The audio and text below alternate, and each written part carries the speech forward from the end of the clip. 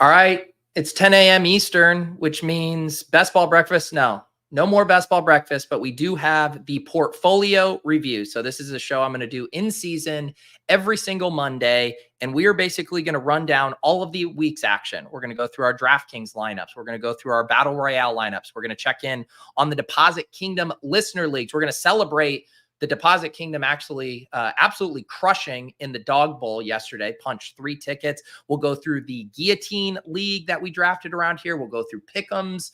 We can check in on some best ball teams, provided the FBI allows it. All of that good stuff. Kick back. We can tilt. We can celebrate. All of that good stuff here on the portfolio review. I suffer from a debilitating condition known as atrophic chalkitis. Peter's one of the greatest depositors I've ever seen. Trust the process. Let's go. I got auto matched with Levitan. This is bullshit. If I just go the other way in that 66, I win all the money.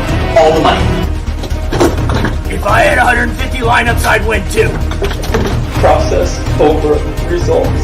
Illuminati make a bitch go crazy. I don't know which one of these my baby. Bust down AP, cut 5 bullets in your head like KD. Bust it, bitch go bust it. And I had 10 pints with me in Russia. Hey everyone. Hey everyone, indeed, what is going on? It is Monday morning after week 1, feeling like a loser. We are so back. It is such a phenomenon. I've talked about it before where we draft these best ball teams, right? And you come on a Monday and it's all hope. It is all wish casting. We get to envision the best case scenario for every single pick, every single team. And there's just something magical about that feeling. Nobody can bring us down. We are drafting the nuts time after time. And then the season starts and we do this portfolio review show and we get our dicks kicked in. And we realize that it's actually really hard to get everything right. It's really hard to win top heavy GPPs. So yes, we will all stay very humble. We will get to do our victory laps. We will get to take our L's. And yeah, we now have so much action going on, so many balls in the air between DraftKings and Underdog and Best Ball and Guillotine leagues and all kinds of stuff. So we are going to just take a leisurely stroll through how everything went, and hopefully some real sweats will start to materialize as the season progresses. One nice thing about the show this year, I'm not doing XM at 11 a.m. Eastern. So I actually have a little bit more time to play with. This won't have to be quite as rushed as it was last year. So I'm excited to have that extra time because like I said, there is a lot to get to around here. GMs all around. I hope Pete played Marvin Harrison. I did not play Marvin Harrison.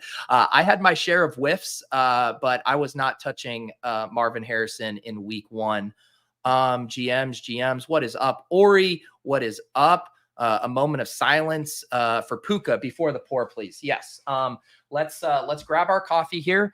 Let's take a moment of silence. I'll just off the top of my head, I'll try to think of a few. So we have Puka, we have David Njoku, maybe Jake Ferguson. We can pour one out for, our Blake Corum and Jalen Wright shares. We can pour one out for my Cam Akers take after he was inactive. What else can we do? There's probably a million of these that I'm forgetting. Do we want to pour one out for Chase Brown? Are we doing that yet?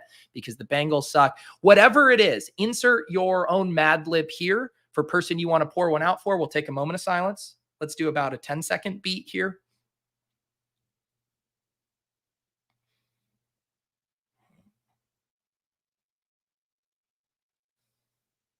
Ten seconds is a lot longer you think when you're live on the air. All right, and now the coffee pour.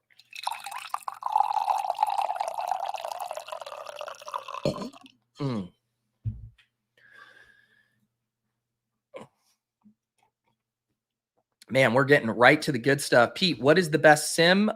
So I am a fan. The 2 that I use is Solver for most of my stuff, specifically the main slates. I love checking the Run the Sims optimal rates. Those are my friends, my partners.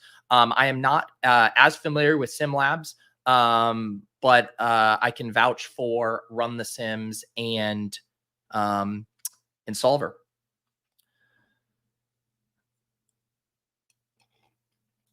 So many fell on their face yesterday.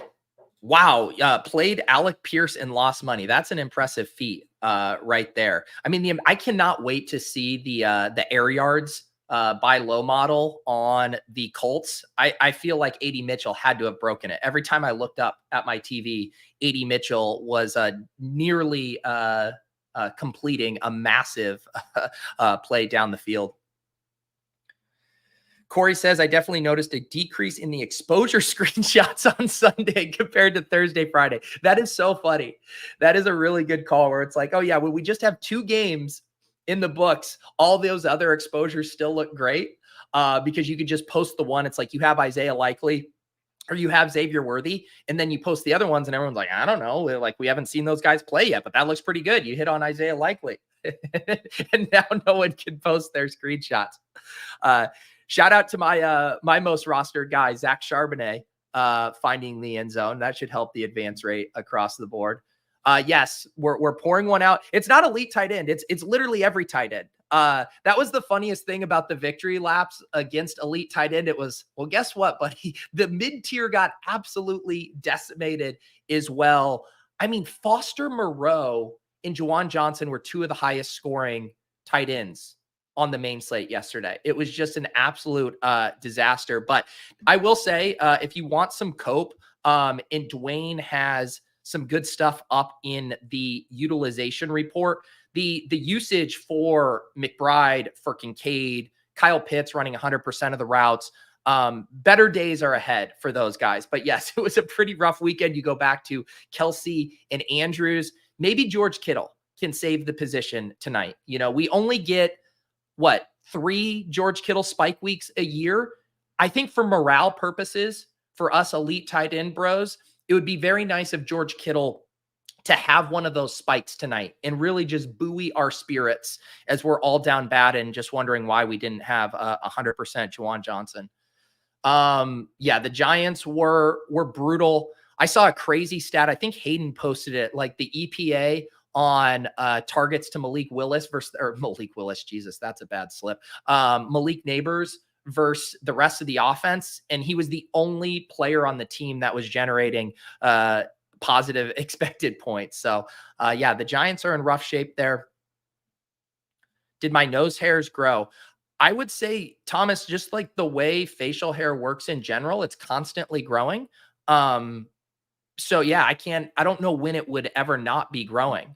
But yeah, thank you for that thought-provoking question here. Pitts did have that TD. It was, I was hoping the TD would be more special. It was like when I was watching the initial Sky Moore footage and I was like, he skies up and he's like barely jumping and catches the ball. It's like Kyle Pitts touchdown and you're hoping he's mossing someone and he's just standing wide open in the back of the end zone. I am a little, on the flip side, it's like, I'm not worried about Kyle Pitts. I'm a little worried about Kirk Cousins. He did not look good at all. No mobility. And now they're not going to have to play the Steelers every single week, which is nice. I mean, that pass rush was pretty nasty. That entire game was just kind of a slog and not much going on. But I mean, at what point are we going to start pivoting to wanting Michael Penix in there? That's the kind of dark thoughts I was having yesterday. What's up, Dark Sheep? Congratulations on punching your dog bowl ticket. I'm not going to be able to pull up the all of the lineups in there. I wasn't able to get into the dog bowl, but for those of you guys who don't know, that is the big live final that Underdog is running back this year. It will be in Dallas, and very similar to last year, 3 members from the Deposit Kingdom all punch tickets. So we had Dark Sheep, who I just pulled up his chat. We had Chad Mashke, who goes by Lee in the Discord, and then Nick Vogel, all Deposit Kingdom members punching their ticket to the Dog Bowl, a podium sweep for the Deposit Kingdom. So great stuff there. I'm excited to get in the 12-man drafts this week. Was not able to do so last week just because of time crunch and barely got much volume in altogether. So I will be joining you guys in those sweaty Dog Bowl rooms here. And congratulations again to everyone. Man, it's week 1 when we're already checking our advance rates here. I don't know if I have that in me to check my advance rate after week 1. I was laughing the other day, like thinking about the absurdity of best ball related victory laps. We talked about it a lot when we were, figuring out what are we trying to optimize for these tournaments, right? We have round 1 of the contest is weeks 1 through 14. Round 2, which is week 15, is another 25% of it.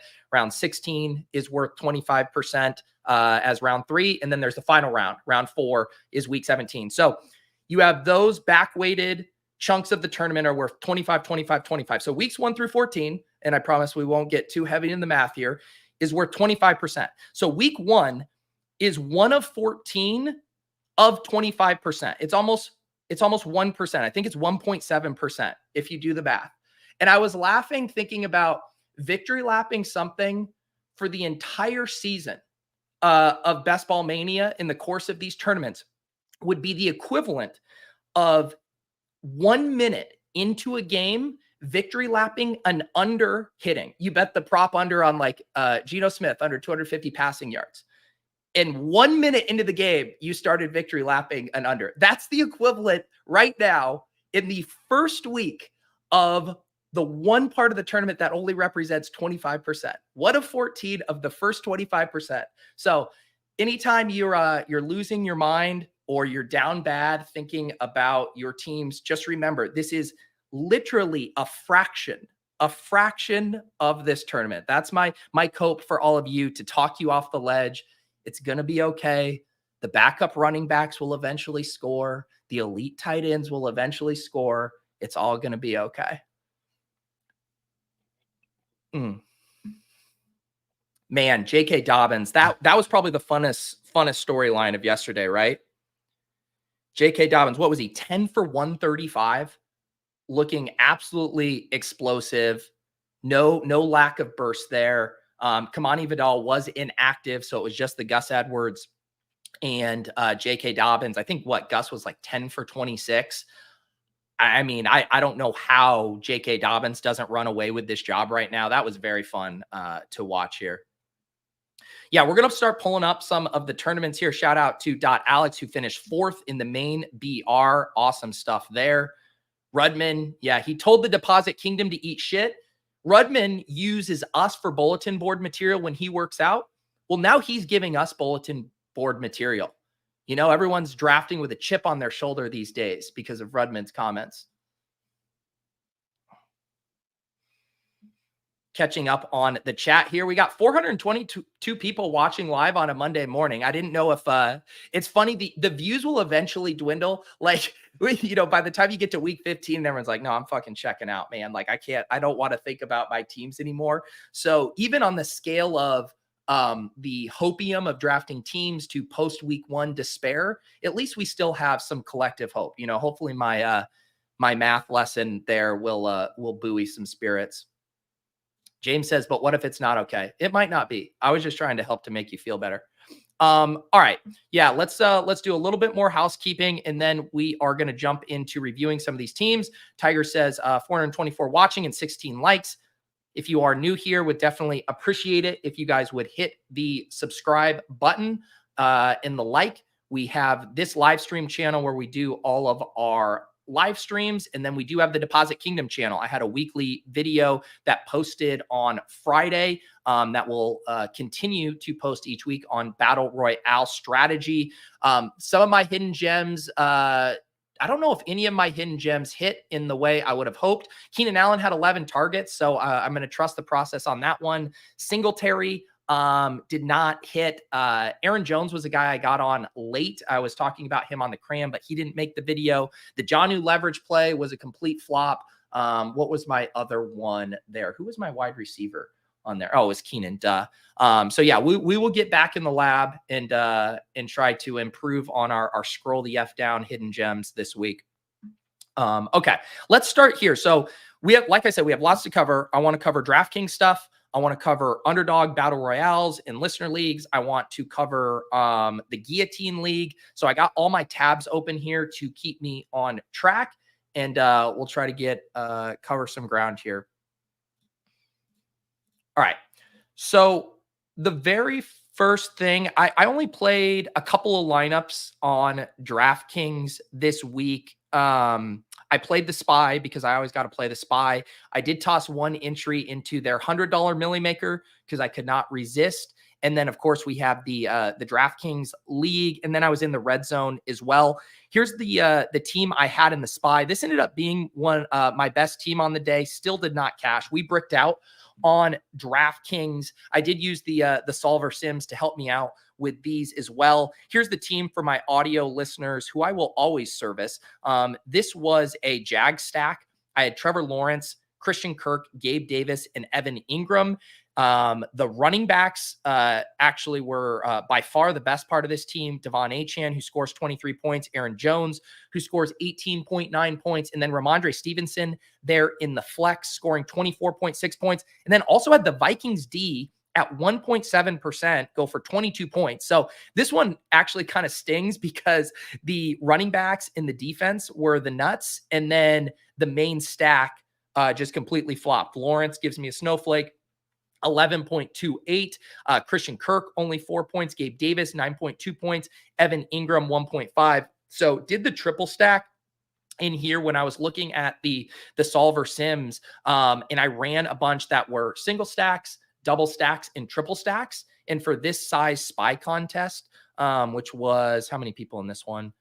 1,700 entries. It was really liking the triple stacks on some of these. So ended up rolling with that. Tank Dell was the other one-off piece here. He only has 8.9 points. So a bummer to waste all of those good running back scores. But otherwise, I don't mind this lineup. I basically just needed this to be the Bucks. If this is the Bucks triple stack with Evans, Godwin, and McMillan instead, then I win all the money. Instead, we finished with 123.38 points.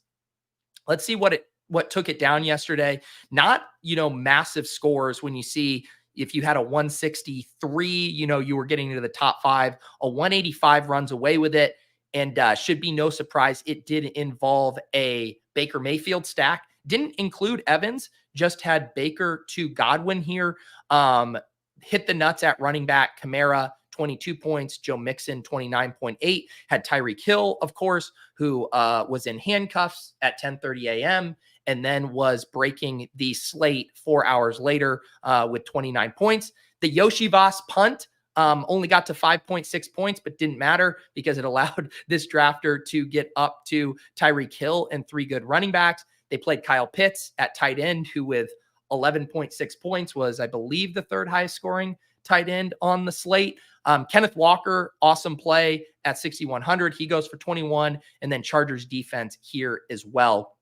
This is a fairly chalky lineup. Tyreek Hill, 43%, Yoshi Voss, 40%, Walker, 35%. Looks like the big wins here was just getting a Baker Mayfield stack, and then Joe Mixon at 7.6% there for 29 points. So Go Pokes takes down the SPY there with a pretty nice lineup.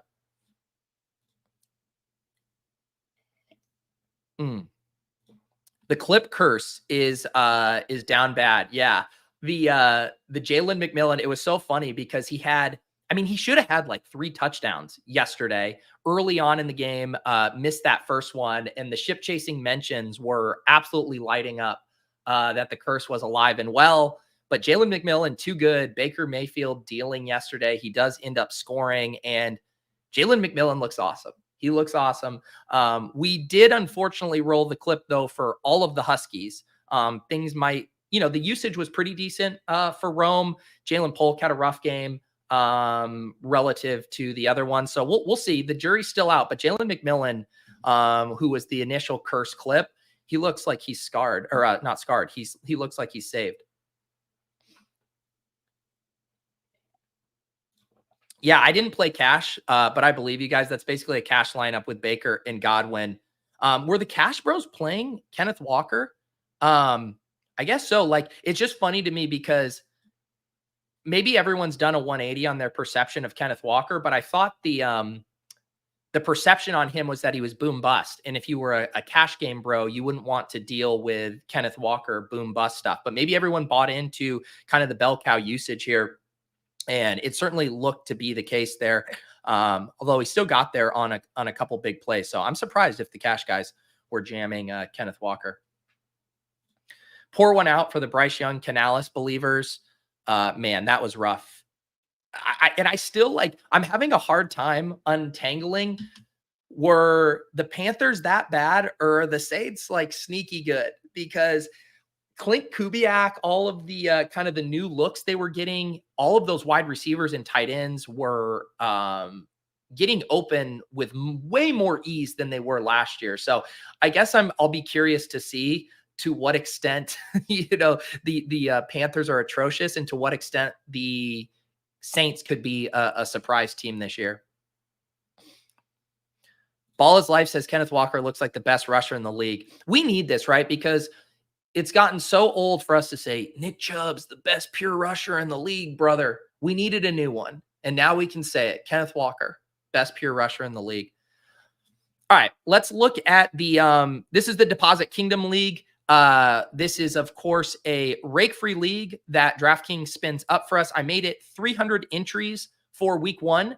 We filled no problem, so I will try to make it bigger this week. Maybe I will make a note to boost it to 350. If you guys want to get in this league that's rake-free, the link is exclusively posted in the Deposit Kingdom Discord. So link down below. Every, I don't know, it'll be Tuesday or so. Generally, I'll request the link later today. I'll post it in the announcement section, and you can hop in, and then we'll review the winning lineups here every Monday morning. And if you guys are new to DFS or wondering why that's important, the rake element, anytime you can seek out rake-free contests is a smart thing to do if you're trying to build your bankroll, or if you're trying to find contests where you can have a higher expected ROI. It makes it a lot easier to win when money is not being taken out of the prize pool. So take advantage of the rake-free league on Deposit Kingdom. Let's first take a look at my team that I dropped in here, and then I will check out the winners at the top. So I did a very similar kind of concept lineup to that other one where I had a double stack. I went with Tua, Tyreek Hill, and Jalen Waddle.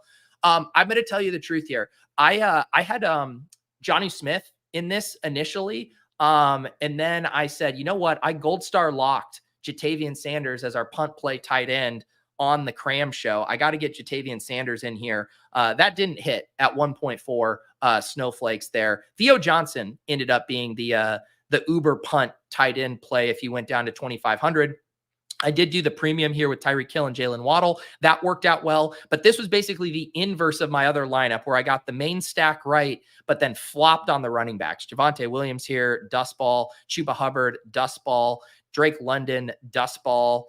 This one did have Chris Godwin on it, and then Texans defense. So not shout out to me for a crappy lineup, but shout out to WFNY Scott, who took it down with 168 points. Had the this is the good shit right here. The Tampa Bay onslaught. So Baker Mayfield, Rachaad White, Chris Godwin, and Mike Evans. You love to see that. And then the Zach Ertz bring back there at 3,600. Love this team. Then you played Alvin Kamara at running back, Tyreek Hill at wide receiver, Yoshi Voss at wide receiver, and Chargers defense here. So again, pretty chalky as far as the Rachaad White. Although Kamara in the Deposit Kingdom League coming in at 11% compared to his large field ownership, it's always funny.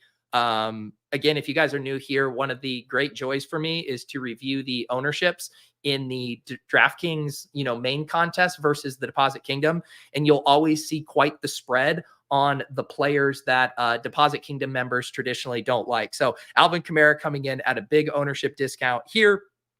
I talked a lot on the Cram how I was not thrilled to play Tyreek Hill and Yoshi Voss together, just knowing those two were going to be paired at probably an unreasonably high rate, just because the Yoshi Voss punt allowed you to get up to playing Tyreek Hill. But it seemed to work out for everyone who won tournaments because you did need Tyreek Hill's score there in most scenarios, and Yoshi Voss facilitated that. But this is just a really nice lineup for a super small field contest where you onslaught, maybe an underlooked team, and then you do a cheap bring back at tight end. I think you could probably justify doing Cade Otton there as well, and then just played the best plays around it. Kamara, Tyreek, Yoshi Voss, and Chargers defense. So very nice lineup there for WFNY Scott. Let's see if we get anything else different here. In second place, another Baker Mayfield stack. This one with Rashad White and Mike Evans and Chris Godwin. So man, that was the nuts there. You do the Baker, you save money at 5,600. Godwin's only 5,800, and then you also get in Rashad and Evans. This team also had Kenneth Walker, Ladd McConkey.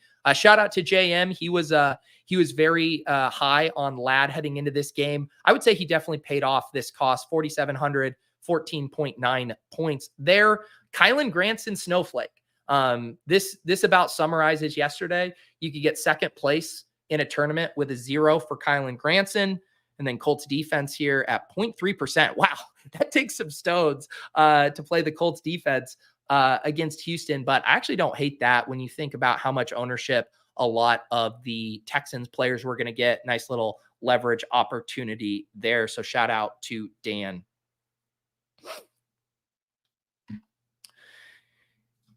Suppa saw the Deposit Kingdom Weekly League on Underdog. Yes, we're going to get to that in a few minutes as well, but want to continue through these DraftKings lineups. I'm going to pour a little bit more coffee. I should also mention, if you are wondering what I meant by the cram, I am doing 2 premium shows a week for YouTube members.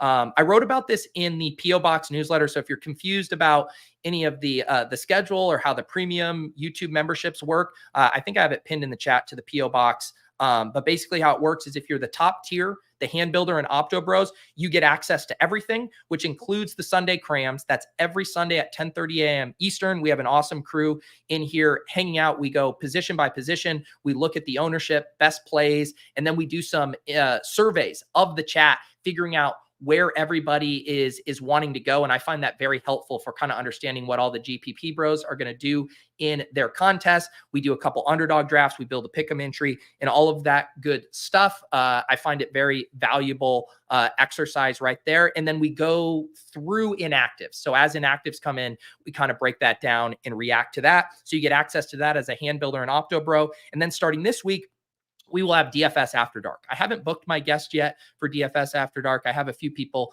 in mind, but that's going to be a premium show. You can get access to that as part of the Best Ball Value Hounds tier. So if you were that and don't care about the Sunday crams, you can stay at that level, or you can just upgrade your membership to Hand Builders and get access to both of those. So for $8 a month, it ends up being 8 premium shows because there's 2 shows a week with the cram and the After Dark. So it comes down to $1 a show. Pretty good value if you are in these Underdog and DFS streets.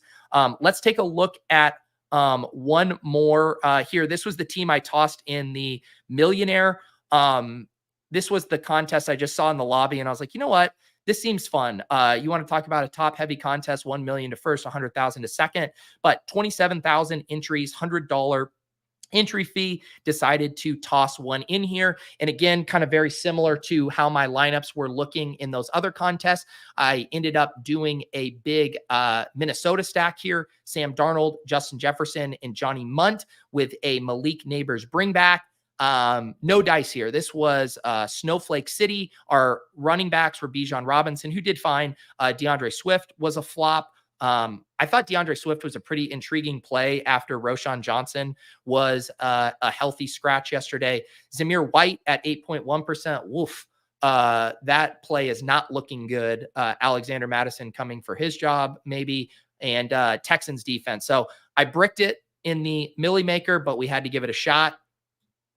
And let's see here. SWS takes down the Millie with another Baker stack to Godwin. This one got in J.K. Dobbins. J.K. Dobbins at 2.6%. That deserves to win someone a milli. Sick play there. Also had Nico Collins, who we haven't mentioned yet. That's an awesome play at 10.8%. I mean, Nico looked insane yesterday. That entire offense, man, the way Nico is making plays downfield, they are scheming up all of these easy looks for Stephon Diggs. He had the 2 touchdowns. And then even Tank Dell I'll be curious to check out his air yard share here. I guess I can go over to the FantasyLife utilization report, which is now updated for week 1. And check this out here. And I don't have to just be guessing. Nico, 84% of the routes, 25% targets per route run, 26% of the targets.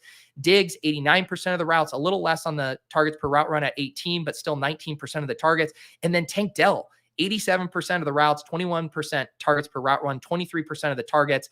And then you can see here, Stephon Diggs only had a 4% market share of the air yards.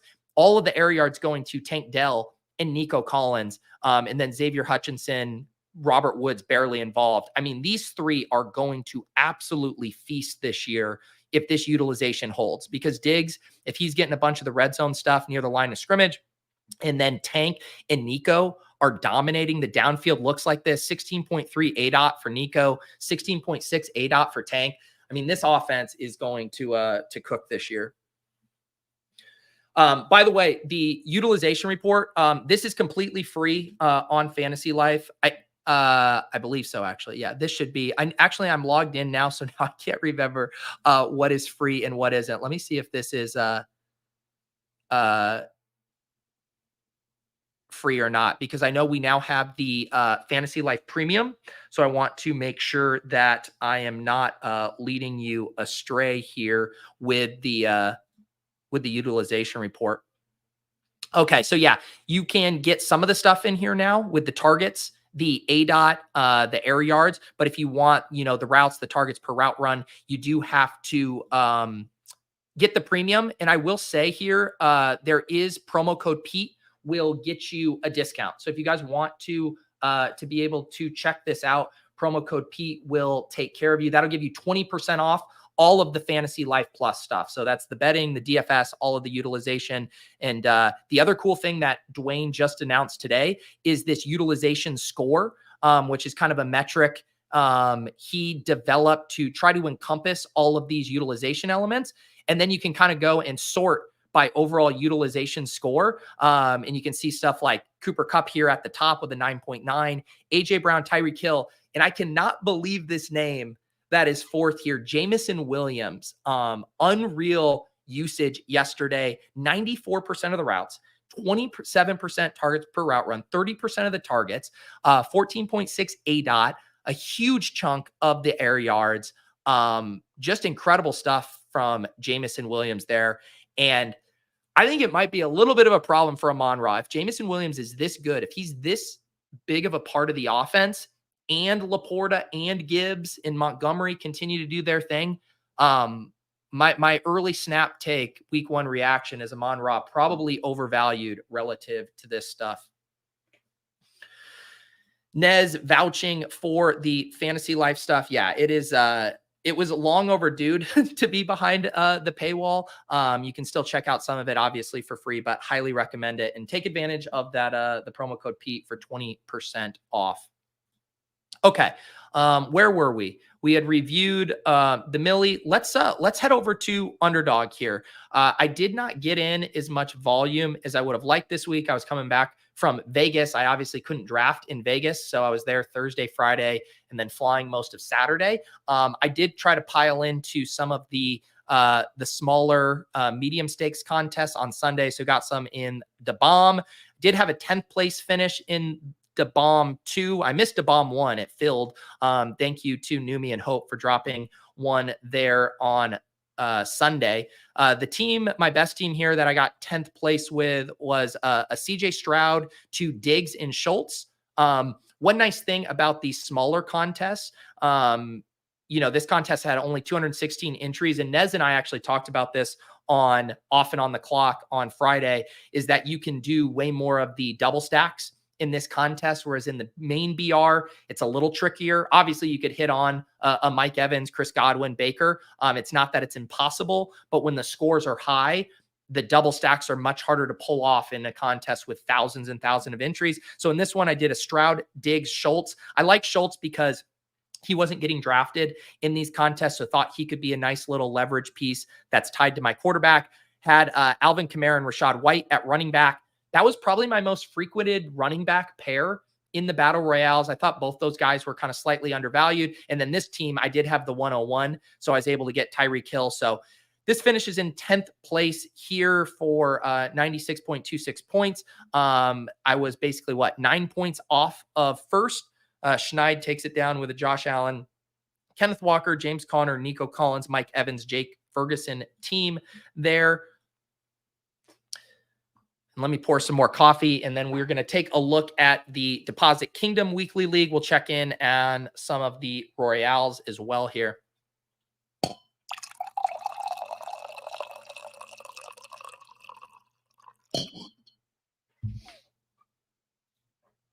Ooh, thank you for pointing this out. Dwayne tweeted out a 25% discount code. There you go. Make sure you aren't getting the worst of it with the promo codes for Fantasy Life Premium. Nice pour there. Wow, look at that. Everybody getting worked up over the coffee. All right, let's check in on the Deposit Kingdom Weekly League. So this is a contest that Underdog is going to provide for us each and every week. This contest posted on Wednesday last week and was filled, I believe, like 36 hours later, maybe less than that.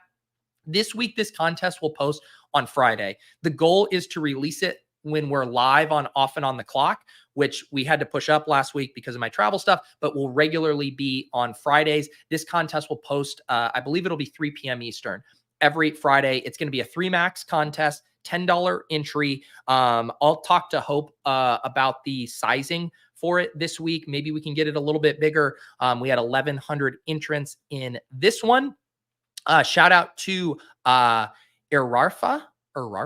Not familiar with this username. They got the badge. They had a Josh Allen, Alvin Kamara, Joe Mixon, Nico Collins, Mike Evans, Kyle Pitts, which crazy here too, just like a completely uncorrelated team. I guess you have the Nico and Joe Mixon pairing there from the Texans, but just did solo Josh Allen, Kyle Pitts.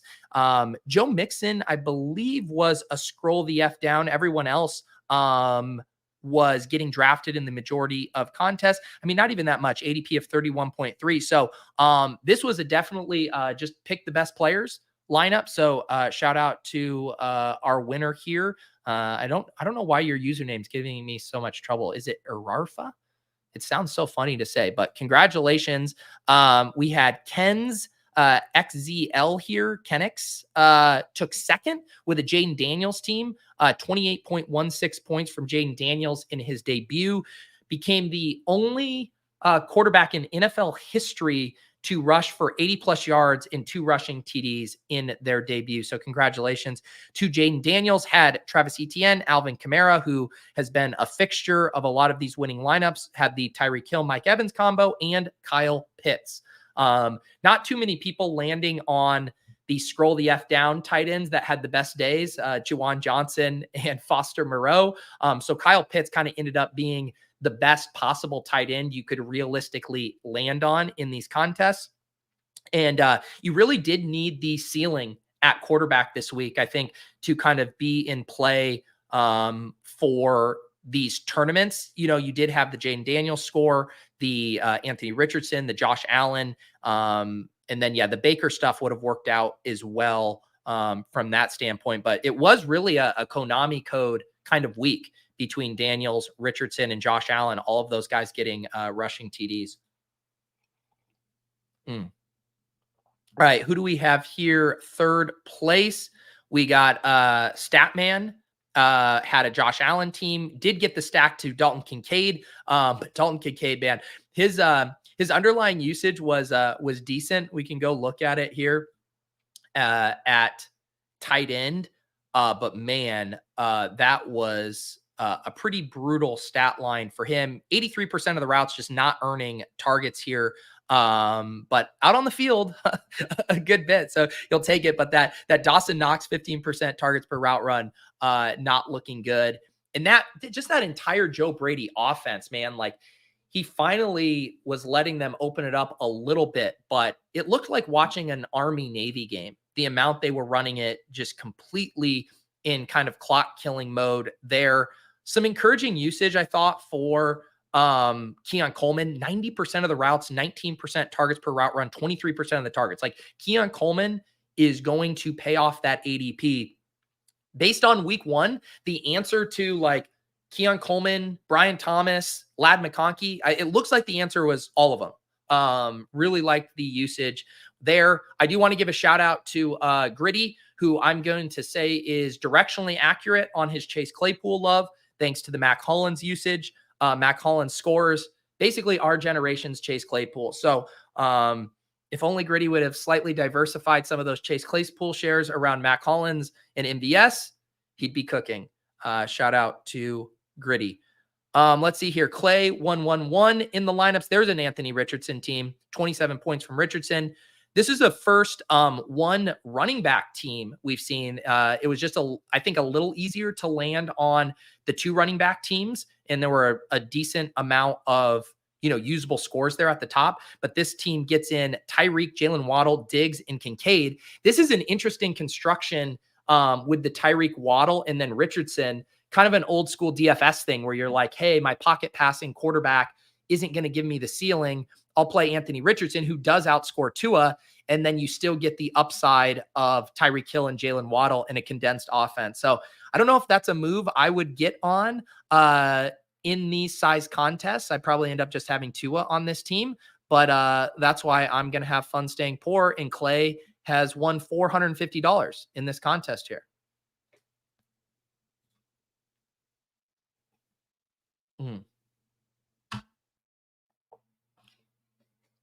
All right, let's see here. I want to check out some of these other teams, see if there's any other quarterbacks who snuck in here. Here's a Josh Allen team. Chemo in 5th place there. We got 24 Chambers here with a Josh Allen team. This team was able to survive a DJ Moore 7.5. And again, this goes back to contest selection. You can survive some poor scores when you are in these smaller contests. We can go look at what took down the main BR, and you realize you need to be a little bit more perfect. But let's quickly tab through the rest of this top 10 here in the Deposit Kingdom Weekly League. Here was an Anthony Richardson team that was able to survive 1.6 from Dalton Kincaid, but had Diggs, Tyreek, Kenneth Walker, and Kamara. We have, finally a Baker Mayfield team here. Baker, 29.66, a stack with Evans. This team had Trey McBride, Nico, Aaron Jones, Walker. Aaron Jones was a really nice scroll down there. ADP of 34.2. He goes for 17.9 points.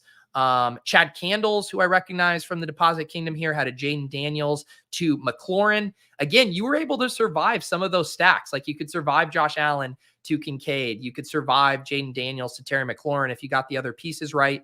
Another one running back team here with Mixon, along with Tyreek Hill, Evans, and McLaurin. And then rounding out the top 10, Artillery Frost, I also recognize from the Deposit Kingdom in the Splash Play Discords. Jaden Daniels, 28.16. ETN, 10.9. Aaron Jones, 17.9. Tyreek, Evans. Ooh, and then there's the Zach Ertz. Ended up getting more points from the Daniels Ertz stack than the Daniels McLaurin. Congratulations to Artillery Frost. There's Chad in the chat there. That team finishing 9th was awesome indeed. There they are, Artillery Frost. Congratulations, guys. Let's see what won the main Battle Royale. I only got 12 entries in before I left on my trip, and then this ended up filling. Were they the exact same lineup at the chop or just the same score? Richardson, Etienne, Mixon, Hill, Evans, Pitts. Wow. Oh, no, not the exact same lineups, just the same score. Anthony Richardson, Kamara, Mixon, Tyreek Hill, Evans, Kyle Pitts. So again, a mostly uncorrelated lineup here where you just you pick the best plays. And this is generally what's going to happen more so in the large Battle Royale contest. And I should also mention, I did put together a bunch of Battle Royale content last week. And one of the things I did in the video and in the and in this piece I wrote up for Underdog was I did go through just kind of 5 tips here as far as if you're trying to get caught up to speed with Battle Royale strategy. And one of the things I mentioned here was skinny stacking your QB unless you have a quarterback with monster rushing upside, like Josh Allen, Jalen Hurts, Anthony Richardson, or Jaden Daniels. And that's exactly what these drafters were able to do here with an Anthony Richardson giving you that 27. It would have worked with Daniels, would have worked with Allen. You did not need to stack those guys. And I think not that it's always that easy, but you think about those rushing quarterbacks knowing that they can score 2 rushing touchdowns, and you quickly understand why you don't need to stack them. And then you go to Baker Mayfield and it's like, well, how is Baker Mayfield going to end up in a winning lineup? Well, it's because 2 of his pass catchers are going to get there, because Baker just doesn't have it in his bag to have 2 rushing TDs. So then if you're going to go the Baker route, you want to have Godwin, Evans, 2 of those guys there. So nice to see that kind of thought play out here. I recognize Coop Joe's username here from the Discord had a Baker Mayfield with Evans, skinny stack, Walker, Joe Mixon, Tyreek Hill, and Brock Bowers ended up being probably one of the better BR tight ends, because just talking about the scroll the F down guys, people weren't getting to Juwan Johnson and Foster Moreau. Brock Bowers had the best score as far as the tight ends who are not getting drafted. He was tight end 7 or 8 on this slate, ADP of 35. So to get 8.8 points from a tight end who wasn't getting drafted with all of the other tight ends failing ended up being a nice place there for Coop. And then there's our guy Alex in the chat earlier. He had the Baker to Evans, the Joe Mixon and Aaron Jones combo at running back. Tyreek Hill, of course, that helps. And then surviving a 5.5 from Trey McBride there. So shout out to everyone at the top of the Battle Royale leaderboard. I got 8 entries into the mini Royale. Looks like I had one team finish in 136th place here for 50 big ones. I had, I did the double here. I did the Baker, Evans, Godwin, had Kyle Pitts at tight end, CeeDee Lamb at wide receiver, and Kenneth Walker. So basically all I needed was the gods to have blessed me with a 101 here instead of a 102. And I probably, do I take this down? What's the difference between Lamb and Tyreek's points?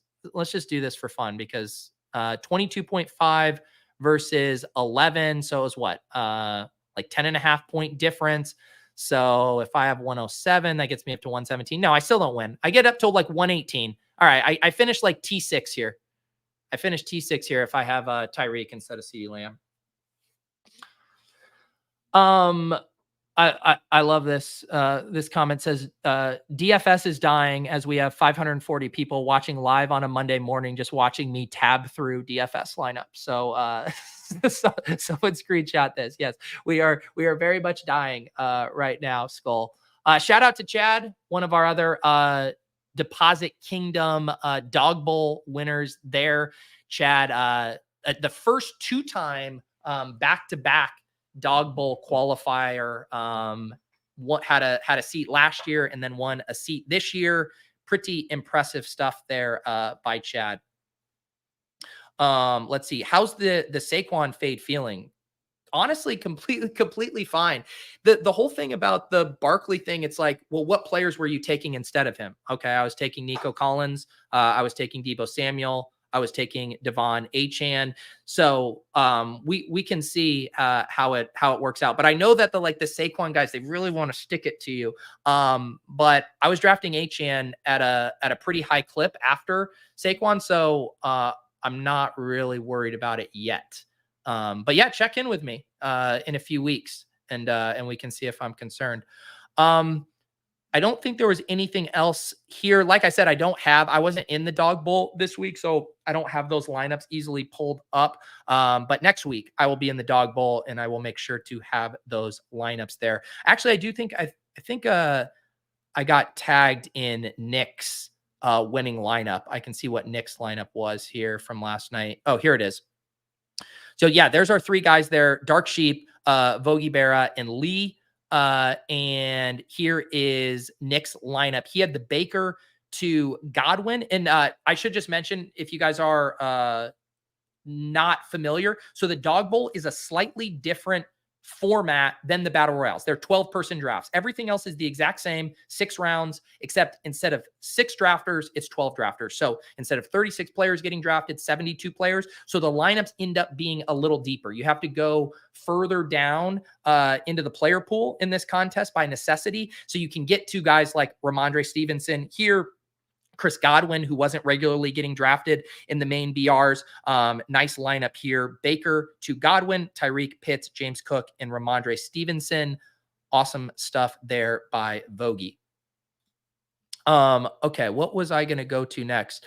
Oh yeah, I got to give a huge shout out to Nez. So I get a notification yesterday that I hit a 53x multiplier on a champion. And I'm sitting here thinking, I'm like, I did make a ton of Pickem entries last week. So I legitimately couldn't remember where they all came from or whatever. And then I'm like looking through this and I'm like, I don't think I built a 6-leg TD scoring Pickem. And then I remembered Nez had posted this one. I don't know if I tailed it from Twitter or if he mentioned it on Off and On the Clock, but Nez, who's on the heater of all heaters, gave us this massive one here. Achane scoring a touchdown, Jonathan Taylor scoring a touchdown, Kamara, James Conner, Aaron Jones, Travis Etienne. And the whole thesis of this was underdogs offering the vulture protection. So if any of these players got vultured and the rest of the entry hit, it would have been saved. You still would have won. Didn't even need the protection on this one. Every single one of these guys scores a touchdown. So shout out to Nez, who I know he's been crushing baseball. I actually don't know how you did yesterday, Nez, on the main BR slate, but then you have this Pickem hit. So shout out to Nez. And if you want the goodies from Nez and John Warner, we are going to be together weekly for Off and On the Clock on Fridays. One of my favorite shows to do. I did mention in my newsletter, I have the whole schedule posted and I have it on my Twitter from the other day as well. I can pull that up real quickly here just so you guys can see a quick view of the schedule. Today is Monday, so we got the portfolio review, the Fantasy Life Discord AMA. I'll be hopping over there at 1:30. Swolecast is now, of course, a very first look show on Tuesdays at noon. Thursdays, lulls, of course, and then we're going to have the Thursday night ship chasing watch parties. So every Thursday night game, we will build some Pickem entries. We'll share those with you guys if you guys want to sweat with us. And then Friday's the big day, right? We do Block Party DFS show with Jam to Win at 1. We roll right into Off and On the Clock with the Badge Bros at 2:30. And then in the evening at some point, the Battle Royale strategy video will post on the Deposit Kingdom channel. So if for some reason you are one of the 568 people watching live right now and are not subscribed to the Deposit Kingdom channel, please do so. You will very much enjoy those weekly videos over there. And then we got the 2 premium shows here on the weekend. Saturday nights, DFS After Dark for YouTube members, and then Sunday morning, the Cram here.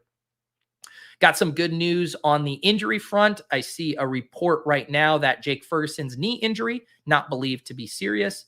That is very much good news for him and the Cowboys.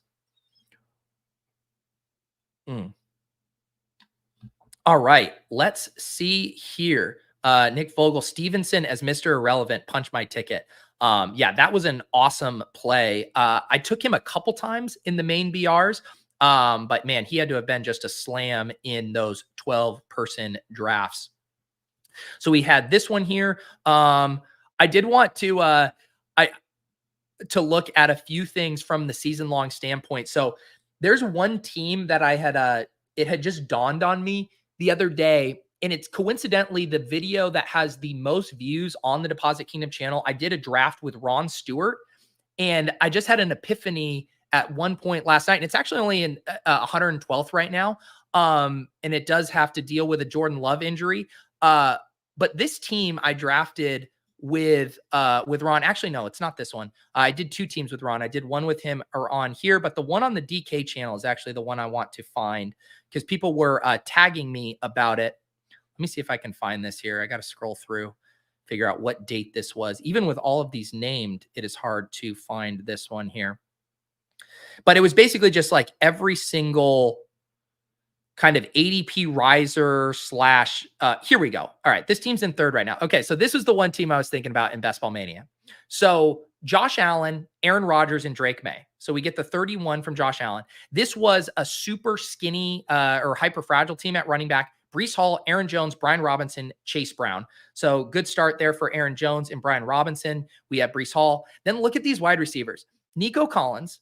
We have Cooper Kupp and Rashee Rice. This was back when you could get Rashee Rice much, much later. We had him at pick 66 here. We had Cooper Kupp at pick 31.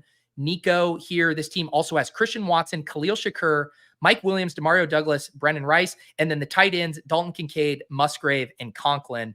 So yeah, this team looks very fun to me off the rip here. We still have some scores hopefully coming from Breece Hall and this Rodgers stack, but this was the one BBM team that was in my head as being a good one, mainly because of this trio of wide receivers. Like, I feel like if you could pick a trio of wide receivers right now, like Nico, Kupp, and Rashee might be the three there. So yeah, that'll be nice. Pete, do not look at our Mastiff. Well, that means we have to look at the Mastiff. Let's see here. I ended up having 2 Mastiffs here. Oh no. You don't want me to look at the one that's in 12th place? Oh God. Of course Copper wants me to look at it. He's in first and I'm in last. Joe Burrow and Brock Purdy. Hey, we're going to get the Brock points tonight. Mostert, McLaughlin, Chuba, Lloyd, P. Ryan, Estime, Shipley. That's a 0 RB room if I've ever seen it. Chase, Debo, Diggs, Zay, Reed, 80 Mitchell, Hyatt, Kincaid, Bowers. Honestly, this team's going to be fine. We'll get the Brock points tonight. And then we'll just need to get some running back points at some point. This is my other Mastiff team here. Love, Lawrence, May, Etienne, Connor, Jalen Warren, Ty Chandler. Ooh, J.K. Dobbins in this Mastiff. Mwah! J.K. Dobbins. Thank you, brother. Tyreek Hill, Neighbors, Ayuk, Watson, Wicks, Dortch, Malik Washington, Jalen Naylor, and then Mark Andrews and Johnny Smith. I would say the thing I'm most down bad on in Best Ball Mania is I just do not have enough likely. And when that game was happening on Thursday night, I refused to go look at my exposure. So what you guys are going to get right now is a live unveiling of how little Isaiah Likely I have. I need to go. I need to refresh this and make sure I have all of my. Oh, this is just showing my big board exposures. Dude, look at my big board exposures. I should have done more drafts. Tank Dell, Jalen McMillan, Trey McBride, Xavier Worthy. My top 4 there. Hang on. Let me go back. I want to look at my exposure on Isaiah Likely. We're going to do a live reveal, and you can all laugh at me for how little Isaiah Likely I have. I legit don't know. My guess is I think it's sub 3%, and it might even be lower. 306 teams. Anyone want to take guesses in the chat? Give me a percent. How much Isaiah Likely do you think I have when I go to reveal this? I'm going to pour some coffee while these results come in, and we can all vomit together.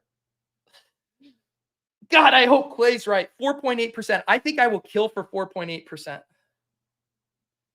2.7, 2.4, 3.4, 2.6, 2.8. I'm legit worried it might be sub 2. I think Copper might be right. It might be 0.5%. All right. Without further ado, how much Isaiah Likely do we have?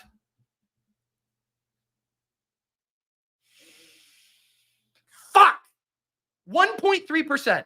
1.3% Isaiah Likely.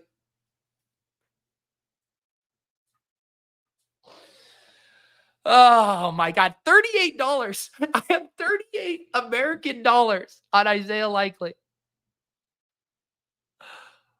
Are you kidding? Are you kidding?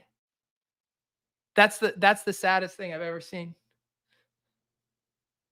306 teams. I'm a smoothed out exposure, bro.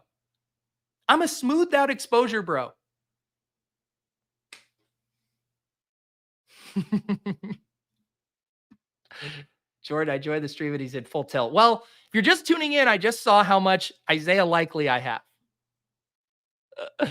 Hang on. Can I make myself feel better? I think I have a decent amount of Jawan Johnson. Okay, 6.5%. 6.5%. Here's my exposure to the Johnsons. Juwan, 6.5. Deontay, 5.2. Roshan, 3.9. Theo, 2.3. Man. let's see here. I did want to take a peek at weekly winners. I don't think these scores were updating right because my guy Mike was doing a live. Yeah, Michael was doing a live scoring. So I don't know what's going on with the live scoring for weekly winners. Michael tells me I have a team in 290th place. I will say, if you guys want to get weekly winner stuff, Michael is going to keep a live scoreboard, I believe, here. So shout out to Michael. We had him on After Dark. He shared a bunch of his weekly winners alpha with us. And if you're looking for some live scoring when the underdog stuff isn't working, yeah, Numi said they're working on it. Michael, if you want, don't everyone go and harass Michael, but I have a feeling if you asked him, he would query your username for you. JLo says, what happened to Olave? I'm not worried about Olave. We can go look at his utilization. I think you have to be extremely bullish on that entire Saints offense right now. He had 88% of the routes, just didn't have a huge target game there. But I mean, Rashid Shaheed, 73% of the routes, had the targets. And then if you think about it too, they blew the doors off of the Panthers. They weren't needing to throw the ball once they got up big. So the tight ends get the touchdowns. Rashid ends up getting the majority of the targets, but the usage here is good. The offense looks inventive. I think it's going to be fine for Chris Olave. Like, as far as all those second round picks, he's another guy I have zero concerns about Olave. Did just see this come across my timeline here. This is cool. Underdog rolled out the Gladiator program last week. It had some pretty wild thresholds, and it looks like they heard everyone's feedback and made some changes.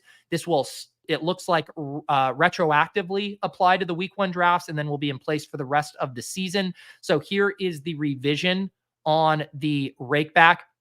If you get between 50 to 99 drafts, you get 10% Rakeback.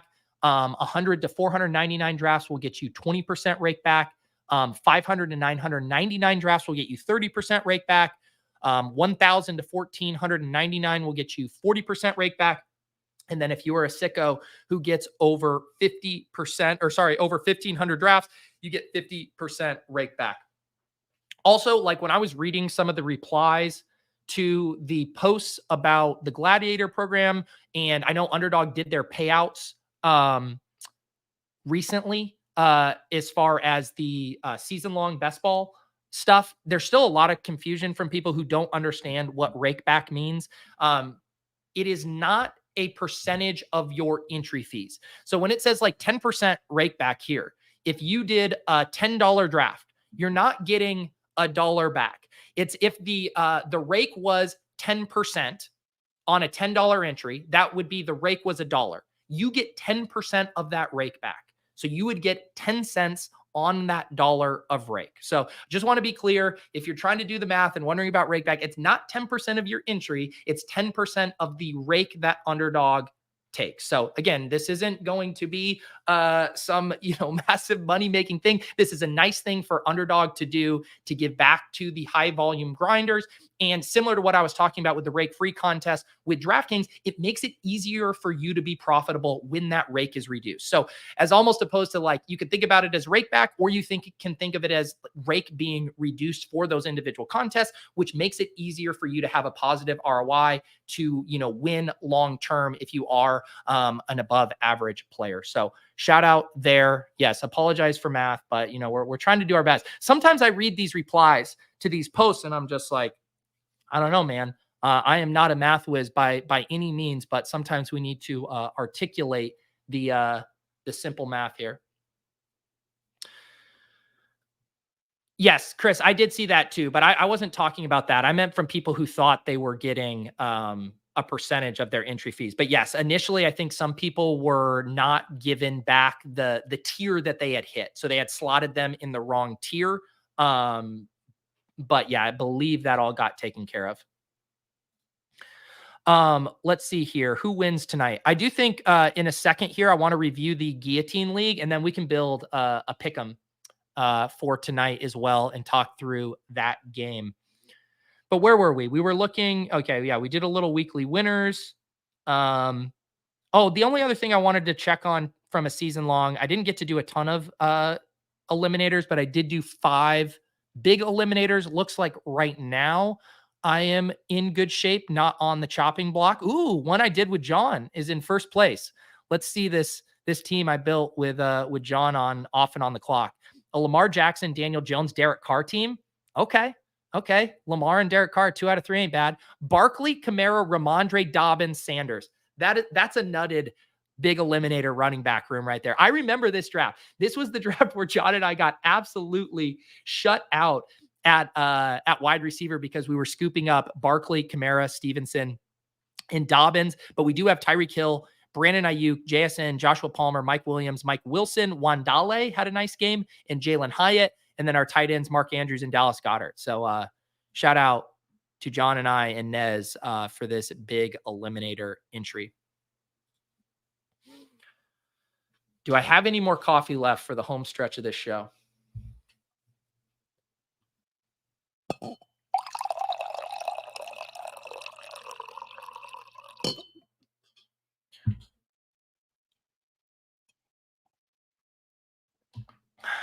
Yeah, 10% on entries would be nice. I'll shoot Hope and Numi a message. See if they basically what we could do is we could ask them if they'll work for free, and then their salaries they could just give back to the best ball community. Let's really make them martyrs. Okay. I wanted to check in on the Guillotine League. So we did a Deposit Kingdom Guillotine League. That draft is posted on the channel.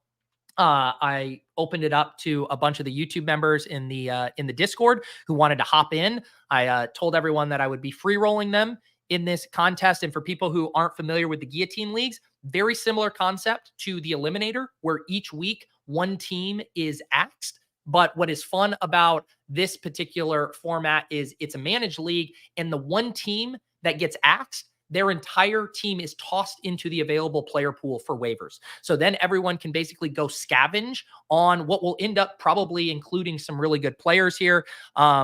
It looks like our guy Nick is going to get the axe, although he does have Aaron Rodgers going tonight. So I guess there's a hope for him.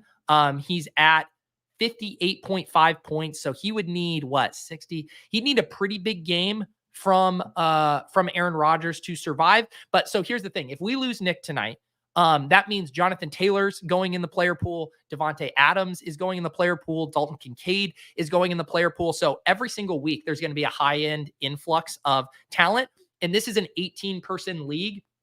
And we just need to not get last place each week. So it really is a floor game here early on. And sometimes the pieces just do not align in week one, even though this looks like a pretty balanced, solid team here from Nick.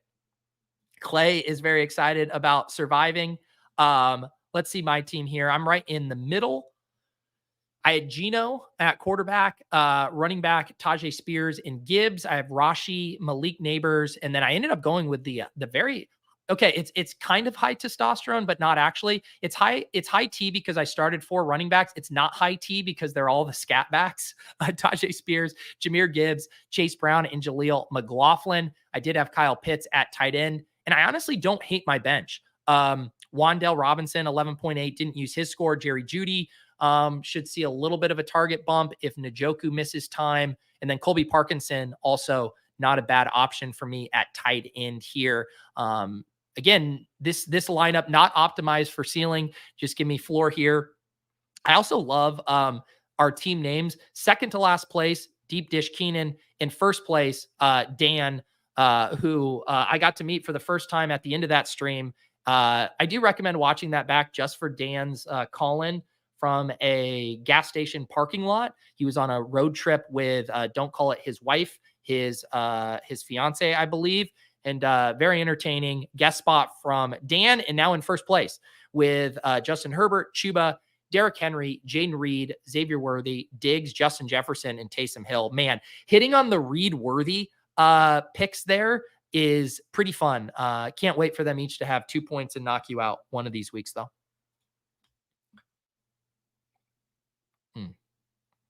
Is this official here? I guess I missed this. I knew that they were looking into the full diagnosis here. Louis says Njoku out 4 to 6 weeks with a high ankle sprain.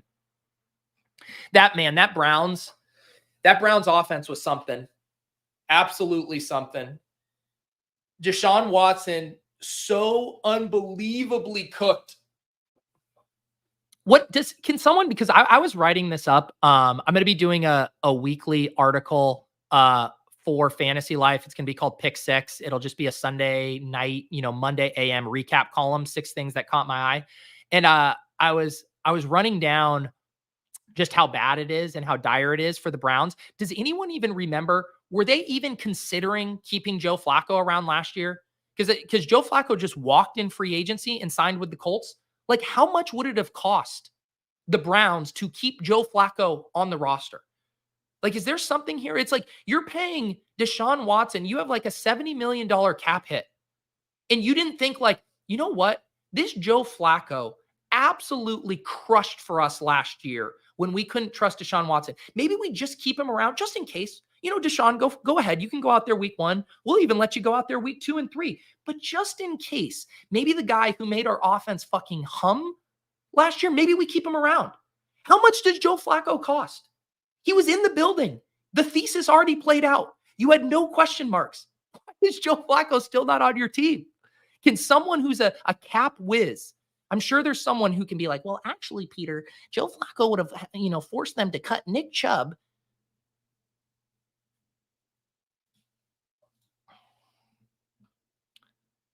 You can't. I mean, Jameis is fun, but you cannot slander what Joe Flacco did for them last year. I mean, Joe Flacco was an absolute revelation. Why do you let him leave? I don't know. I'm just already tilting them sticking with Deshaun Watson way too long, but they need to cut bait and move on. All right, let's see here. We got the Guillotine League. Let's build some pick'ems here for tonight. If there's anything else I'm forgetting, things you guys would like for us to do on this portfolio review show, let me know.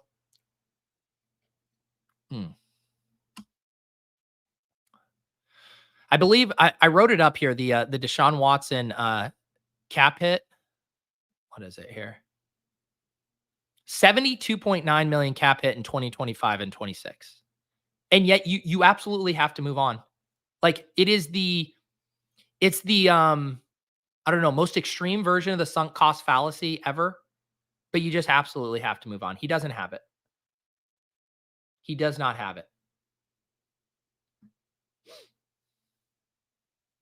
All right, let's see. So tonight we do have a fun game here with the Niners and the Jets. Let's take a scroll through the Pickem lobby here. Look at this, 0.73x on CMC scoring a touchdown. Frankie wants me to look at my highest and lowest scoring teams each week. Yeah, we can do that. All right, here's my cap experts coming here. Flacco got $3 million from Indiana, $5 million against the cap on a 1-year deal. Star Kindler's calling the Jordan Mason game. Yeah, what is the latest on the Christian McCaffrey stuff, right? Because there was a report that came out. Was it Sunday?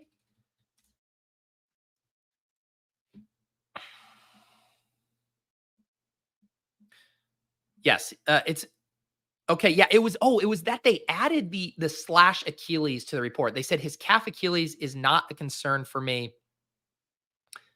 I don't know. Even the language around this, he has no doubt he will play in the season opener. Even the fact that this even needs to be addressed, that there's no doubt. Here's Jeff Mueller, one of our docs here. Lynch stated CMC should be full go. CMC told reporters he's playing. He's hypersensitive, overly aware of his body, and wouldn't play if there's an issue. I'm anticipating CMC playing without limitations might have slightly lower ceiling. The Jordan Mason stuff, are they hanging any Jordan Mason numbers for us? Not only a touchdown one here. 4.3x multiplier on Mason, but no yards there.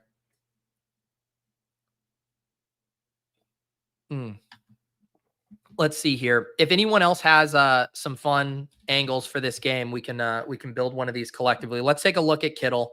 I mean, Kittle TD is always fun. 1.51x spice on a TD.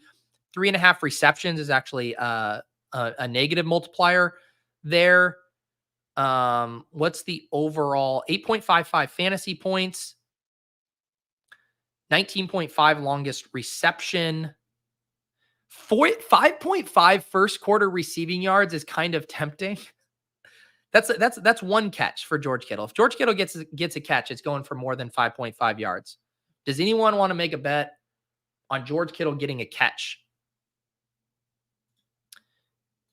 Kittle 41.5. Yeah, I think I'm with you. All of this feels a little light. Wait, where's the 41.5? Why don't I have just straight yards on mine? Am I missing it? I feel like I'm going crazy. 3.5 receptions, first TD score. There's first quarter receiving yards, longest receptions, fantasy points. All right. This is I'm putting this in. I'm putting this in 5.5 first quarter receiving yards. I honestly don't mind the 41.5 that you just mentioned. I just don't see it in there. Let me refresh.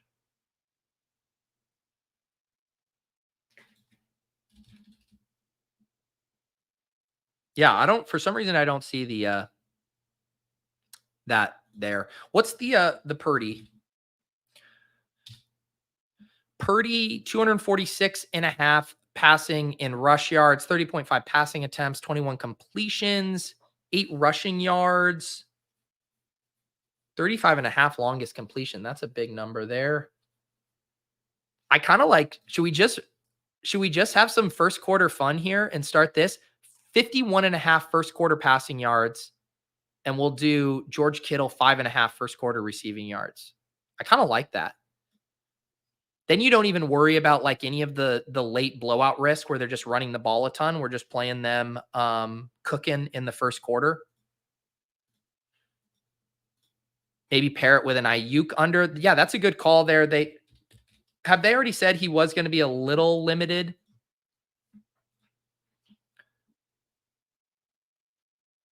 Let's see here. I don't have the stones to do Ayuk lower than 6.5 in the first quarter. 49.5 for the game.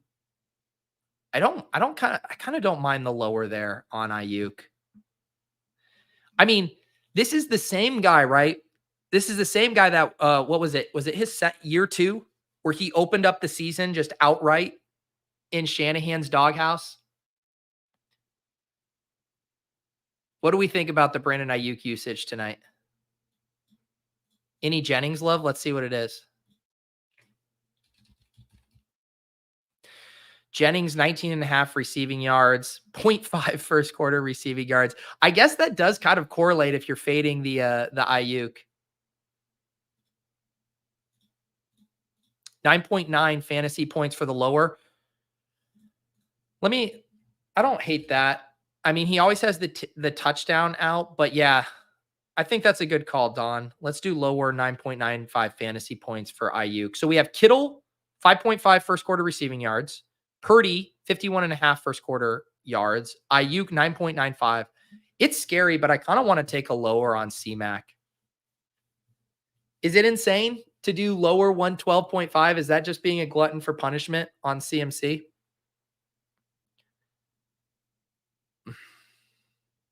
All right, let's see here. Well, let's head over to the Jets. I'm seeing some plays in the chat from the Jets. Easy from the ball says 4 first downs higher. Okay. Let's see that. 4 rushing plus receiving down. I wish that was 3.5. I guess I don't even have a good framework in my head of like what's a reasonable amount of first downs. But between the check downs and the rushing, I like that. We will trust Easy's balls on that one. And did someone say they're on the Conklin train tonight? Let's see here. Conklin's 28.5 receiving yards, 6.45 fantasy points. Man, the Conklin stuff, Rodgers rushing lower. What's that at? 2.5 rushing yards. So not a single scramble there. He's just like the Kirk Cousins treatment. I don't hate that. Okay, I'm trying to like, who are these two guys in the chat just arguing about Mark Andrews and Isaiah Likely the entire goddamn show? I'm trying to read the chat for Pickem Alpha, and every time I look up, you guys are arguing about Mark Andrews and Isaiah Likely. Can you take it into the Deposit Kingdom? I'll open up a private thread for you guys to argue. How about a DM? Can I get you guys in a DM to just hash this out and give the chat back to us trying to build a Pickem shipper for tonight? Come on. All right, now we have two sides opposite the Rodgers rushing over. Scott likes the Hall under 16 fantasy points. 6 other sites have him at 13. I don't have the balls to take Breece Hall under 16 points. You want a scorcher in this one? I'm sorry, I was trying to get all the you're right. This is only up to 7.6 on 4. All right, this needs a scorcher to redeem it. Okay, let's find a scorcher to redeem this. Where's our scorch? Mason TD? That's kind of hot. 4.3. Do we have it? Do we have the stones in us? Let's see what some of these TDs are.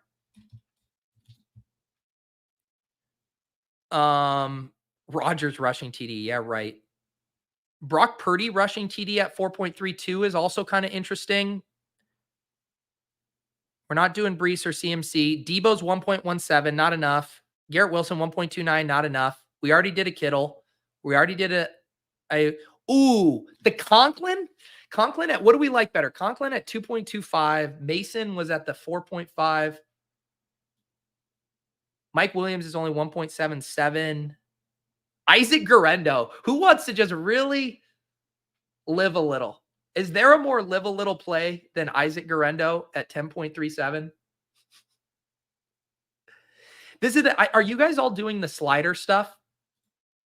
That's the thing, because I think now Underdog has where you can do the sliding, alternate lines on your phone, but I don't think it's available for desktop. Looks like the chat likes the Conklin TD. Braylon Allen is kind of fun too. Jacob Cowing at 12.47. He looked really good in the preseason. Now I like it. We got the chat back. We're done arguing about Mark Andrews and Isaiah Likely, and we're just all throwing out the grossest calls imaginable here. Isaac Guerrero, 2 TDs. Before we land the plane on this Pick'em, I also want to mention too, so there's going to be in-season ADP chasing. We're going to have 3 different shows a week on the Ship Chasing channel. It's ADP chasing is going to be Mondays at 11:45 a.m. Eastern. So right after this show, you guys can head over there. It's not going to be a Casablanca length show like it was during the offseason, but they're going to do just an hour. It'll be a lot of, I believe they're calling it bag defending and victory laps. It's going to be completely focused on kind of best ball, where guys should have gone, hence the name ADP chasing. So Sam Davis and Karain will be doing that. Then on Tuesday nights, we will have stat chasing. The live stream for that's going to be with Drico and Sacrilegious. That'll be a specific utilization style show helping you out for DFS, waiver ads, all of that good stuff. Sacrilegious will be in there giving away, I'm sure, some of the Dog Bowl alpha and the 12-person stuff because he runs his projections early in the week. So if you're a YouTube member, you can watch that live on Tuesdays. Otherwise, it'll post publicly on Wednesdays. And then we'll have the Shipcast. I already mentioned that earlier, going through my schedule on Thursday night. And I actually need to see who's Thursday night football this week. I think it's Bills, right? Man. Yeah, Bills at Dolphins. Geez. So we have a short week there for those 2 teams, but that'll be a fun game tonight. But let's get back on track now that we've covered the schedule. Yeah, we can do a PTP too. Conklin. All right. I think we have a quorum, not a Blake quorum, a QUORUM on Conklin. First TD So that gets us up to a 31.95. I think this is the play. George Kittle, higher than 5.5 first quarter receiving yards. What a sweat that's going to be. Brock Purdy, higher than 51.5 first quarter pass yards. If we survive that gauntlet, then we head to sweating Brandon Ayuk lower than 9.95. Then we enter the next portion of this pick'em where we need Breece Hall to have 4 rushing first downs. And then the culmination, the crescendo, Aaron Rodgers to Tyler Conklin. This one pays out 31.95. I'm feeling good. I'm putting 50 on it.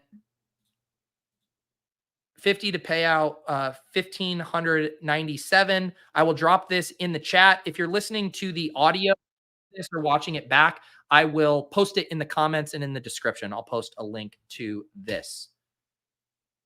Here is the official Pete's Portfolio Review Monday Night Football Pick'em Sweat, as brought to you by Pete in the chat.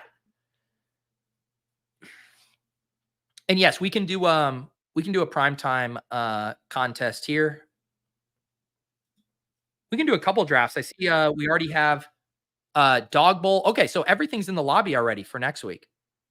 Beautiful. We got Battle Royale week 2. How do we do it? We got the 30K up top again. The Wildcat, we got a $3 entry. The goal line stand there if you want to get reps for the Dog Bowl. This is a 12-person contest.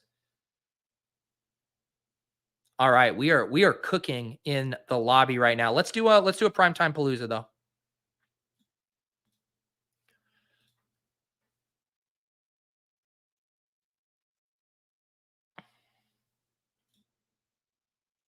All right, I have not been in these Primetime Palooza streets, so let's survey it real quick. We are going to have 6 rounds. The quarterback landscape here is pretty nice. Allen, Tua, Brock, Rodgers, so pretty hard to get shut out at quarterback. How's the tight ends looking? Kittle, Kincaid, Conklin. Okay, it does get pretty gross. The drop off from Kittle, Kincaid, Conklin's fine. But then down to the Knox, Jonnu. So waiting to get your tight end doesn't seem ideal here. Running back, some really nice high-end options here. CMC, Breece, H.N. Cook, Mostert. Wide receiver, also pretty loaded here. Seems like punting or saving your last spot for a scroll down wide receiver looks like the play.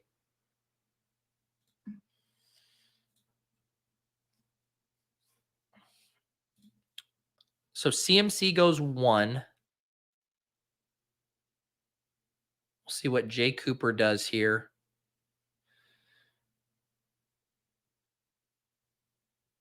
I definitely think you push QB.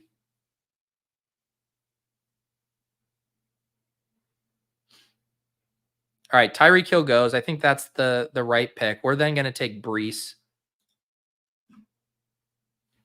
There's what, like the guys with the, so he goes Allen.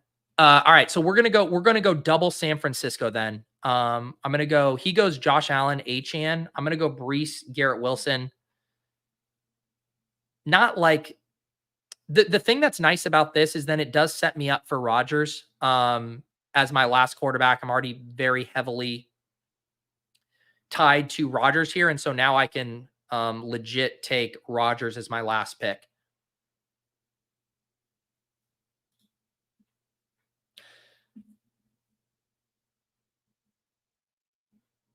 Crash Rich in the 1 hole goes CMC, James Cook, Debo. Jay Cooper probably thinking he can now sit on his quarterback until the end because he's going to want Tua. And I don't think I'm not going to snipe him on Tua. Everyone's now in their own lane, basically. I do not want, I guess I could do Kincaid on this team. Or I mean, Conklin, but this feels like my spot to grab Kincaid. So we'll grab Kincaid, and then we're going to just play the Jets offense entirely through Breece and Garrett Wilson. This is our hedge. If Tyler Conklin scores, then the pick'em smashes.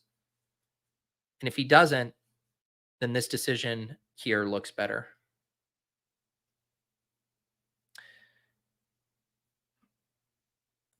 As far as like, what are we feeling about?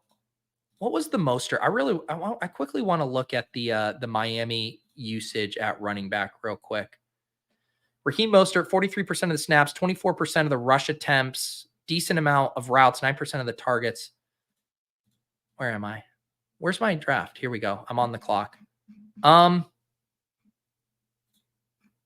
Let's go ahead and we'll take Shakir. I mean, Curtis Samuel was not involved much at all. So we'll basically stack up the Bills without Allen. GM, John. GM. Just drafting a little Primetime Palooza here.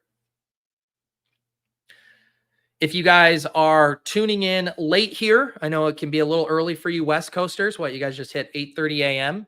We have done a full rundown of all of our action. You can see from my tabs here, we did our tournament teams on DraftKings.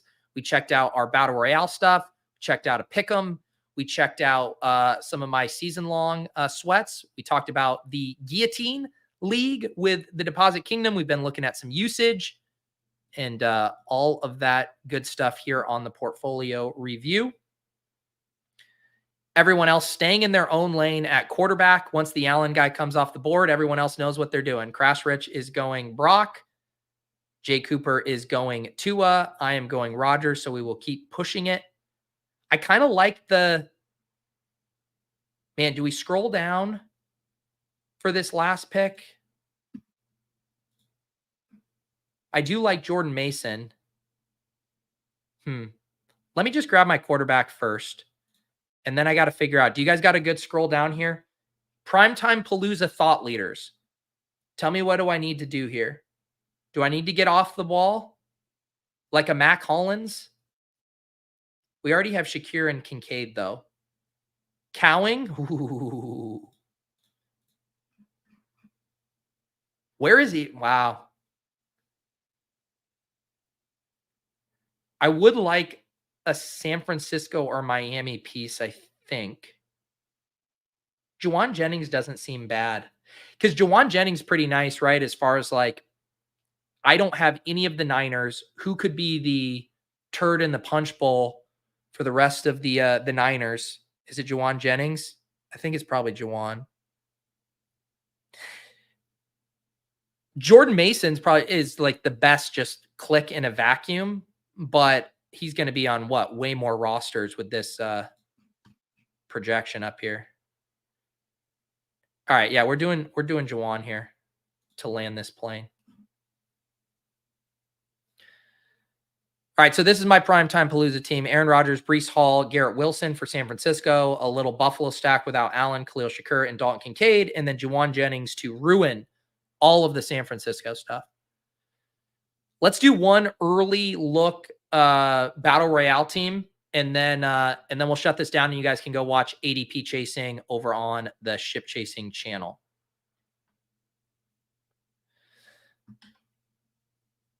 It's always so trippy to go from a Primetime Palooza where you just drafted Breece Hall and then jump over to the Week 2 main slate where you also see Breece Hall.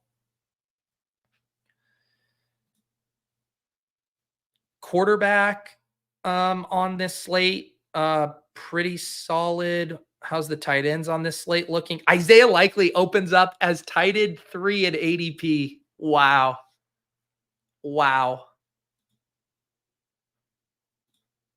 Running back looks pretty deep.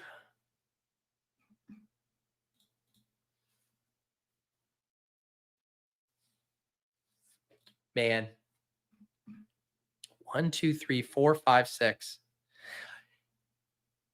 Imagine if you would have showed yourself this screenshot right here of the tight ends for Week 2 Battle Royale. Even just like 1 week ago, if I would have showed you this, I'd have been like Sam Laporta, tight end 1. You'd be like, all right, Pete, yeah, I got you. Travis Kelce, tight end 2. Be like, nice, man. Travis Kelce still got it. And then I'd be like, Isaiah Likely, tight end 3. What the fuck? You would have lost your mind. You would have lost it. You would have assumed Mark Andrews was hurt. That's what you would have assumed. But even if like, that's what's so crazy about it, right? If, let's say that let's say Isaiah Likely did nothing in week 1, but Mark Andrews has gotten hurt and was like out for the year. And then you knew Isaiah Likely was going to be the starting tight end. He still wouldn't have gone in week 2 Battle Royale ahead of Kittle, ahead of McBride, ahead of Bowers. Like he would have gone here like after Evan Ingram. But it's more so of just seeing what he did. I think it's probably pretty bad. I think he's probably a pretty bad ADP if we're being honest. He's going to be drafted in 100% of these. Mark Andrews was still involved. I am not taking Isaiah Likely over George Kittle and Trey McBride. I want to go on the record and say that. But you know who I am taking? Cooper fucking Kupp, man. I guess I have 2 picks here. Cooper Kupp. I mean, this Green Bay defense just got shredded by Barkley. Man, there's some good options here. Let's do JT. This is a better, man. I don't think you can take Amon-Ra. Oh, shout out Baby J, by the way. I don't think you can take Amon-Ra at 4 right now. Am I crazy? Like, you can't take Amon-Ra over Justin Jefferson and Cooper Kupp right now, I don't think. Let me go look at, maybe I'm overreacting, but I just think it's an issue for Amon-Ra, and obviously still ran 100% of the routes. But man, are we worried a little bit about him being able to pay off the ceiling outcomes you need from a 103, 104 if Jameson Williams is earning this amount of the targets? Maybe I'm panicking on Amon-Ra. I just think he now, to me, is like falling into kind of the San Francisco dynamic where you have so many good players and they all have a single game ceiling. Like the single game ceiling is still fully intact, but the floor starts to get much lower when you have 3 other, potential alphas around you. And maybe it's coronating Jameson Williams too early. I don't know, man. I just don't know how. I think Amon-Ra is like down in that second tier. Like I think he's now with the Rashee Rice Evans here.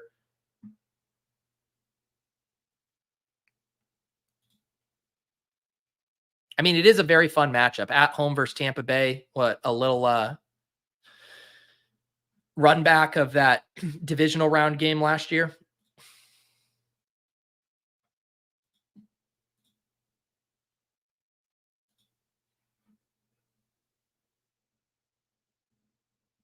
What was Laporta's usage last night? Laporta, 84% of the routes, 19% of the targets, 19% targets per route run. Not bad. Just didn't find the end zone. I do think it's probably a good weekend to buy the dip on tight end. Ooh, wow. J.K. Dobbins going to Biff. Shout out to Biff. Got to meet him in Vegas this past week. Very fun. Kyron Williams looked, this is what we're going to do. We're going to double up the Rams here.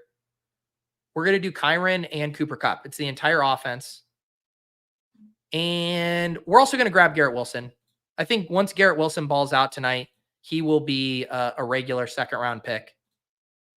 Just scooping up some value here. So we got JT, Kyron, Cooper Kupp, Garrett Wilson. We'll stack up our quarterback will either be like Rodgers or a stack with our tight end. I don't know. This is just a very funny super chat to me. Someone sent me $5 to say the guy who drafted Amon-Ra is cooked. He was trash yesterday. I didn't mean to pile on Baby J. Baby J is awesome. By the way, I just really wanted to talk through the Amon-Ra stuff. This is a $5 contest, and Baby J will probably have 1 million entries in here. It just stood out to me as a slightly rich ADP.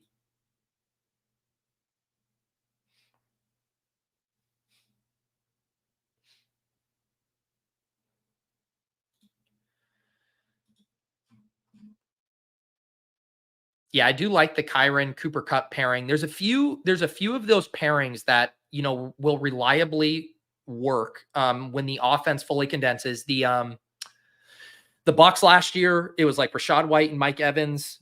so many weeks. Obviously, the Dolphins, one of Mostert or Achane with Tyreek was always a nice pairing. And then I especially like doing it where I don't love to play the quarterback anyways. Like I don't really want to stack up Kupp with Stafford. You're kind of banking on the fact that the wide receiver consolidates and then there's enough rushing TDs that it caps the quarterback ceiling. So the Rams, I think, are a perfect team to do like the running back wide receiver pairing with. And then we'll figure out how to do the stack. No one's going to take Rodgers, so that's in our back pocket if we want. And then it's just figuring out what to do at tight end. It does look like this room is not buying the Isaiah Likely ADP, although I guess he's right at ADP. We'll see. We'll see who takes him.